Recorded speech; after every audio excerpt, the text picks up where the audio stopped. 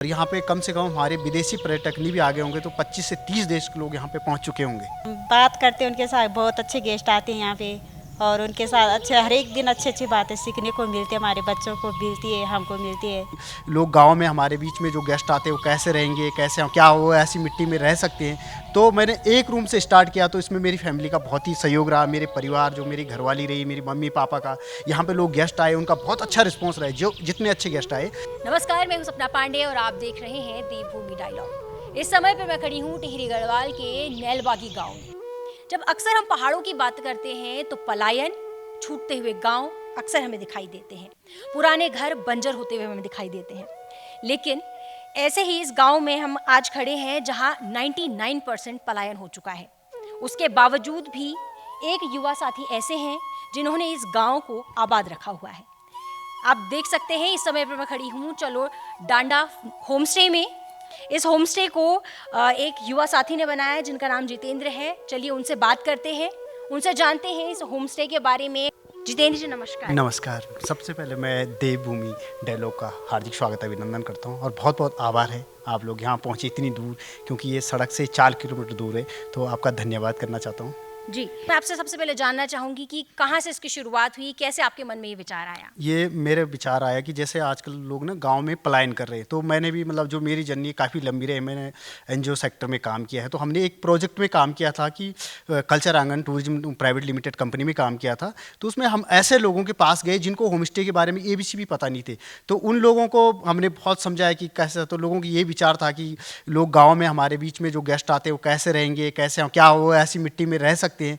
तो मैंने एक रूम से स्टार्ट किया, तो इसमें मेरी फैमिली का बहुत ही सहयोग रहा। मेरे परिवार, जो मेरी घरवाली रही, मेरी मम्मी पापा का, यहाँ पे लोग गेस्ट आए, उनका बहुत अच्छा रिस्पॉन्स रहा, जो जितने अच्छे गेस्ट आए तो अच्छा रिस्पॉन्स रहा। तो उसके बाद मैंने जैसे कोविड था, तो कोविड के दौरान सीधा ये स्टार्ट कर दिया था और अपने 2 रूम का होम स्टे बना रखा है। और यहाँ पे कम से कम हमारे विदेशी पर्यटक नहीं भी आ गए होंगे तो 25 से 30 देश के लोग यहाँ पे पहुँच चुके होंगे। जी, तो आपका पूरा परिवार इस पूरे काम में सम्मिलित है, साथ देता है आपका? हाँ जी, पूरे काम में मतलब पूरे परिवार नहीं, मैं जो ये चला रहा हूँ वर्तमान में, ये हम एक कम्युनिटी टूरिज्म चला रहा हूँ। मेरे साथ में अभी देख रहे होंगे मेरे परिवार में मेरे अन्य लोग भी, गांव के लोग आते हैं, मेरे सहयोग करते हैं। यहाँ पे कोई युवा लड़के गेस्ट को लेने जाते हैं, कोई यहाँ खाना बनाने आते हैं। तो कम्युनिटी टूरिज्म चल रहा है, मतलब सबको ये पैसा जा रहा है गाँव में। तो हम इससे पलायन को बचाने के लिए, ये गाँव जो है अभी आप देख रहे होंगे कि यहाँ सारे घर बंजर पड़ चुके हैं, लोग क्योंकि रोड न होने के कारण लोग इधर उधर जा चुके हैं।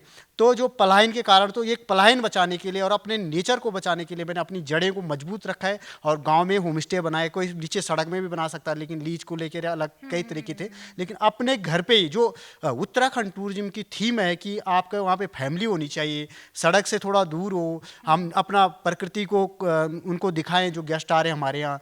तो ये सब चीज़ों को बचाने के लिए मैंने अपने यहाँ पे होम स्टे बनाया और नेचुरल तरीके से आप देख रहे होंगे कि नेचुरल तरीके से उनको खाना खिलाया जाता है और नेचुरल जो हमारे पहाड़ी मिलेट हैं उनको ये खिलाया जाता है। और यहाँ बहुत सारे पर्यटक आते हैं। जी, हमने देखा नीचे आते हुए पूरा तकरीबन 4 किलोमीटर ऊपर ये सड़क से है और इसके साथ हमने रास्ते में देखा कि आप लोग ने बहुत सारी फल सब्जियां, पहाड़ी जो उत्पाद है वो उगा रखे हैं। तो किस तरीके का खाना आप उन्हें खिलाते हैं? देखो, जो मेरा जो कॉन्सेप्ट है ना, तो हमारा है फार्म टू प्लेट। जो मैंने ऐसे पर्माकल्चर का कोर्स भी किया हुआ है। अच्छा। तो ऑर्गेनिक हम उनको किस तरीके से, गेस्ट जो आते हैं तो मेरे यहाँ फुली इंगेज गेस्ट रहता है।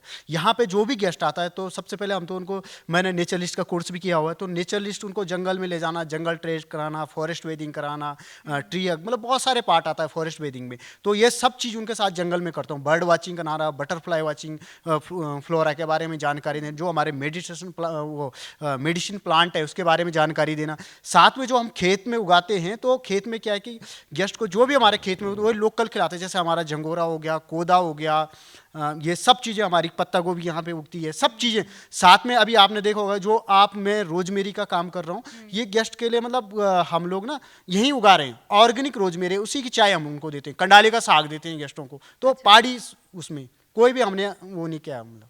जी, हमारे यहाँ पर साथ में मौजूद हैं जो कि जितेंद्र जी की भाभी हैं। पूरा सहयोग ये इस पूरे होमस्टे को चलाने के लिए करती है। तो आप बताइए, आपका नाम क्या है? मेरा नाम सुषमा देवी है। तो सुषमा जी, आप बताइए, जब गेस्ट आते हैं आप उनको खाना वगैरह बना के खिलाती होंगी, कैसे बात करती हैं, क्या करती हैं उनके साथ? हम बात करते हैं उनके साथ, बहुत अच्छे गेस्ट आते हैं यहाँ पे और उनके साथ अच्छे हर एक दिन अच्छी अच्छी बातें सीखने को मिलती है, हमारे बच्चों को मिलती है, हमको मिलती है। और हमारा गांव ऐसा, ये ऐसे वीरान से हो गए थे, तो जितेंद्र जी का बहुत बहुत धन्यवाद करते हैं हम कि जो हमारे लिए ऐसा उन्होंने ऐसा होम स्टे खोला और हम सबको रोजगार मिलता, हमारे बच्चों को भी यहाँ पे बच्चों को भी अच्छी मतलब अच्छी बातें सीखने को मिलती है। और हमको क्या क्या बना के खिलाते हैं आप उनको?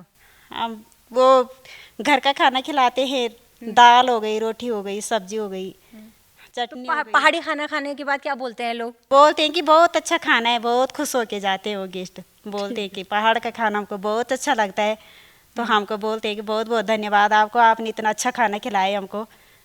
हाँ जी, थैंक यू जी, बहुत बहुत धन्यवाद। तो ये है चलो डांडा होम स्टे, जहाँ आकर आप प्रकृति की गोद में एक बहुत अच्छा और सुंदर अनुभव ले सकते हैं। इसी के साथ ऐसे ही प्रोग्राम आप तक हम पहुँचाते रहेंगे। तब तक के लिए देखते रहिए देवभूमि डायलॉग।